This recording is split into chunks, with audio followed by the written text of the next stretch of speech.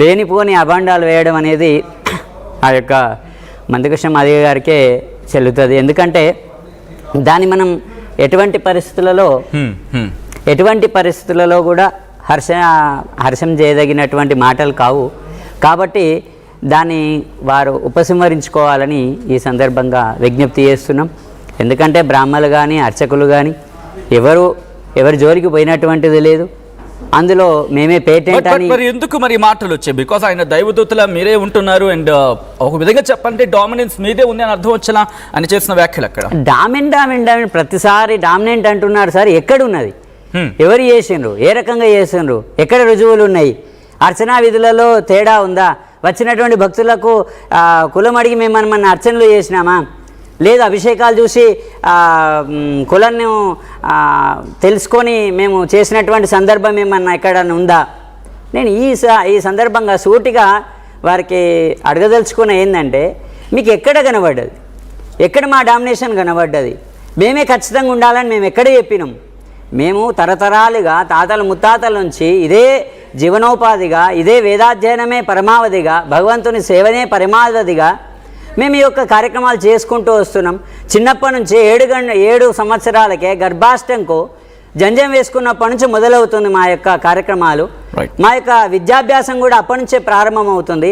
అక్కడి నుంచి మొదలైనటువంటి ఈ యొక్క అర్చనా విధులను మేము నిదానంగా చేసుకుంటూ వెళ్ళిపోతున్నాం తప్ప ఎక్కడ వ్యతిరేకత భావన కానీ, కుల వ్యతిరేకత కానీ, దేవాలయంలో వేరువేరుగా చూడడం కానీ ఎక్కడ లేదు కదా. దాన్ని మీరు ఏ రకంగా చెప్పగలరు? సో మీరు అంటున్న డిఫరెన్సియేషన్ లేదని చెప్పి, సో ఒక్కసారి నేను నరేష్తో స్టార్ట్ చేసే ప్రయత్నం చేస్తున్నాను. నరేష్, ఆయన మాటలు చూసారు, ఒకటే అంటున్నారు, ఎక్కడ మేము వివక్ష చూపించలేదు కదా. వివక్ష చూపించినట్టు ఒకసారి మాకు చూపించండి, తర్వాత మీరు మాట్లాడచ్చు కదా అని చెప్పి. ఇప్పుడు మందకృష్ణ మాదిగ గారు దళిత క్రైస్తవులకు ఎస్సీ హోదా వర్తించదు అనే అంశం మీద సుప్రీంకోర్టు ఇచ్చిన జడ్జిమెంట్ని విశ్లేషిస్తున్న క్రమంలో ఈ దేశంలో కుల వ్యవస్థ రద్దు కావాలి, కుల నిర్మూలన జరగాలి అని మాట్లాడుతున్న సందర్భంలో హిందూ దేవాలయాల్లో భక్తులు అన్ని సామాజిక వర్గాలకు చెందిన వాళ్ళు ఉన్నప్పుడు పూజారులుగా అన్ని సామాజిక వర్గాలకు చెందిన వాళ్ళని నియమించాలని ఒక డిమాండ్ను వారు ముందుకు తీసుకురావడం జరిగింది. తద్వారా అది కుల వ్యవస్థ రద్దుకు, కుల నిర్మూలన రద్దుకు, దాని ద్వారా సమానత్వం సాధించడానికి దారి చూపుతుందని చెప్పేసి వారు ఒక మాట స్పష్టంగా చెప్పడం జరిగింది. దీన్ని మనలో ఉన్నటువంటి అంతర్గత అసమానతలను తొలగించే ఒక సాంఘిక సంస్కరణ కార్యక్రమంగా బ్రాహ్మణ సమాజ పెద్దలు చూడాలనేది మా ఉద్దేశం. తద్వారా ఇన్ని రోజులు హిందూ దేవాలయాల్లో అర్చకులుగా లేనటువంటి సామాజిక వర్గాలకు ప్రాతినిధ్యం కల్పించడం ద్వారా ఈ ఎస్సీ ఎస్టీ బీసీ అణచివేతకు గురైన వర్గాలు మరింత గౌరవం పొందడానికి అవకాశం ఉంటుంది, మరింత దేవునికి దగ్గర కావడానికి అవకాశం ఉంటుంది, అలాగే మరింత సామాజిక సమానత్వాన్ని సాధించడానికి దారితీస్తుంది అనేది మందకృష్ణ మాదిగ గారి యొక్క అభిప్రాయం.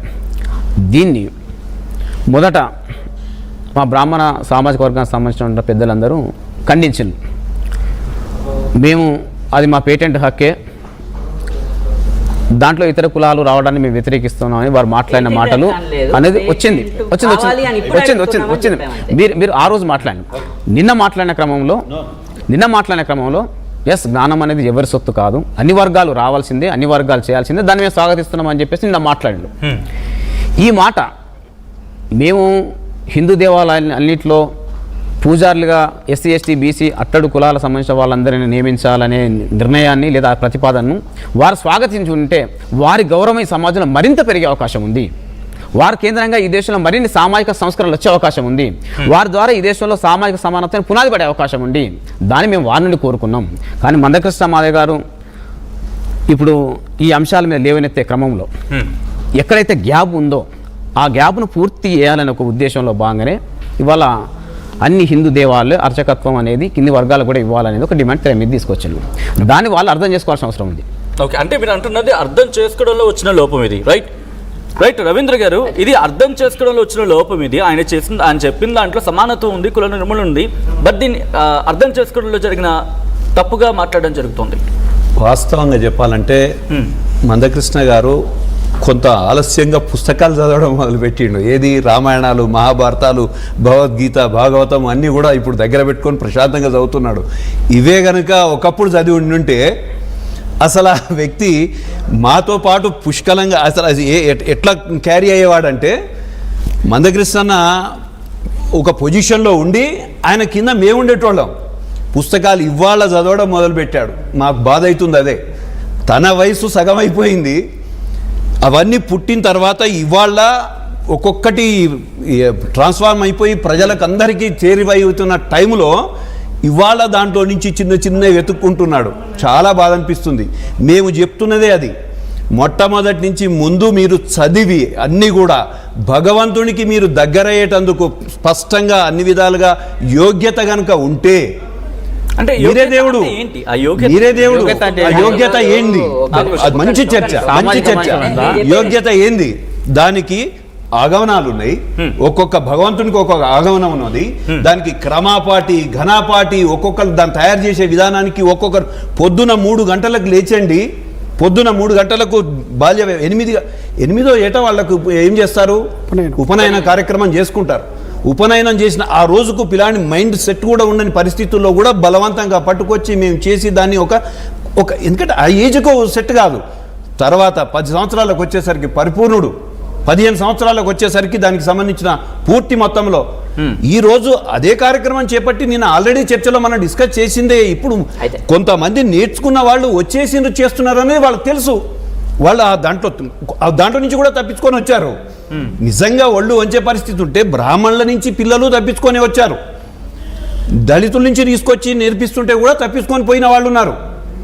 ఎందుకు అంటే అది మనిషికి సంబంధించిన ఇష్యూ, అది పర్సన్, అది శ్రమ, కఠోరమైన శ్రమ ఉంటుంది, దాంట్లో అవిద్య ఉంటుంది. అది నేర్చుకున్న తర్వాత మనం క్రియేట్ చేసే చాలా తప్పు పదం వాడుతున్నారండి. ఏం వాడుతున్నారు అని అంటే భగవంతుడా బ్రాహ్మణుడా అనే పదం. భగవంతుని తర్వాతనే ఎవడైనా ఆ భగవంతునికి మనం ఏం చేస్తున్నాము? ఎంత వీలైతే అంత సరెండర్ అయిపోయి చేసుకునే పని. అయితే ఒక బ్రాహ్మణులను మాత్రమే ప్రశ్నిస్తున్నారు, పాస్టర్లను, ముల్లాలను ప్రశ్నించే పరిస్థితి లేదు. ఎందుకు అనేది మా బాధ. ఓకే, కంటిన్యూ చేద్దాం.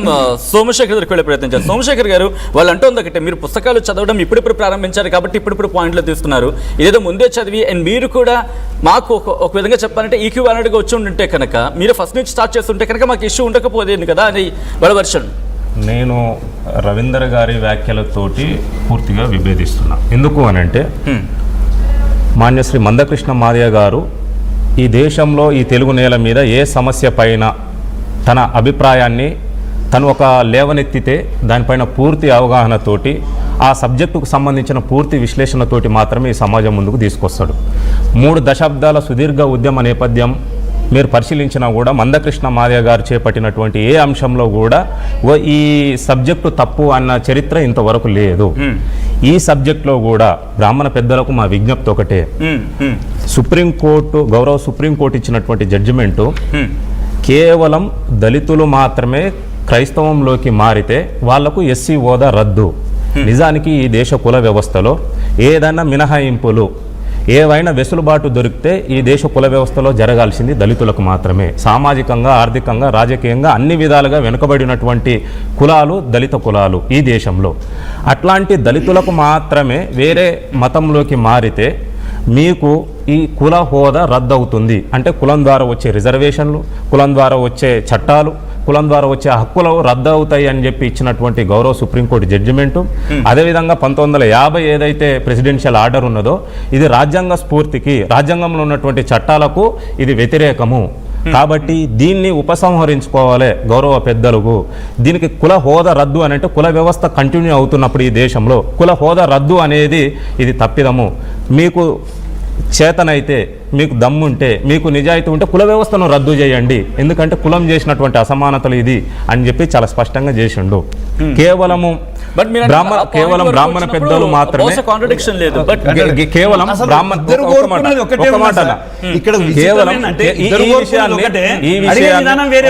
ఈ విషయాన్ని బ్రాహ్మణ పెద్దలు నిన్నటి వరకు జరిగిన ప్రెస్ మీట్ లో స్పష్టం చేయలేదు.